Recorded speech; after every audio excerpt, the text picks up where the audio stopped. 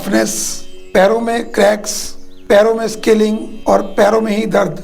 उसके साथ साथ हाथ की हथेलियों में भी कट्स, ब्लैकिशनेस, स्केलिंग और साथ में चेहरे की रंगत उड़ती जा रही है। चेहरे पर छाइयां और डार्क स्पॉट्स आने शुरू हो गए हैं। इट मीन्स कि आप प्लांटर सोरियासिस से ग्रसित हो चुके हैं। आजकल ये केसेस बहुत कॉमन हो गए हैं। आज 10 पेशेंट यदि सोरियासिस के आते हैं, उनमें से 3 से 4 पेशेंट इसी डिजीज से सफर कर रहे होते हैं। इन केस ऑफ लेडीज मैंने देखा है, उनको लगता है कि हम कपड़े धोती हैं या हम सब्जी बनाती हैं, सब्जी काटती हैं, उसके करके ऐसा हो रहा है। पर पैरों से तो हम सब्जी नहीं धोते हैं, पैरों से तो हम सब्जी नहीं काटते हैं।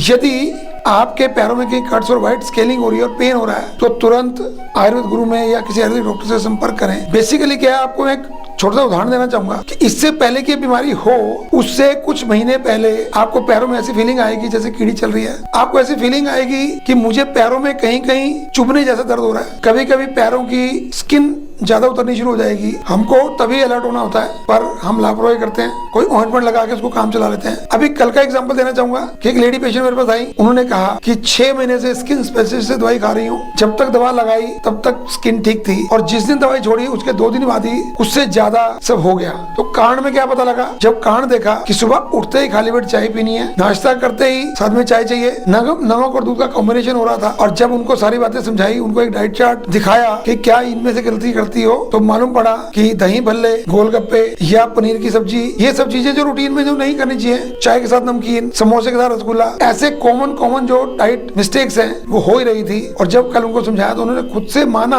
कि जब मैंने कभी ये परहेज किए हैं तो मुझे आराम भी मिलता है। तो यदि आप प्लांटर सोरियासिस से बिल्कुल ठीक होना चाहते हैं तो सोरामेट ऑयल में आपको अपने हाथ डिप करने हैं, पैर डिप करने हैं, साथ में रेगुलर मेडिसिन खानी है और 1 से 2 बार आपको पंचकर्मा भी लेना है। यदि ये कर लेंगे तो जिंदगी भर के लिए ये सोरियासिस आपका सेट हो सकता है, ठीक हो सकता है। अदरवाइज फिर वो धीरे धीरे बढ़ते बढ़ते पैरों से बढ़ेगा, हाथों पे आएगा, हाथों से पूरे बॉडी पे आएगा, सिर पे आएगा और पूरे बॉडी को घेर लेगा। यदि आप चाहते हैं कि ठीक हो तो आयुर्वेद की शरण लें। और यदि कुछ डिटेल चाहिए, कुछ आपको दिक्कत है, तो आप कमेंट बॉक्स में हमें कमेंट कर सकते हैं और डिस्क्रिप्शन में जाके दिए गए नंबरों पर आप संपर्क कर सकते हैं। नमस्कार, धन्यवाद।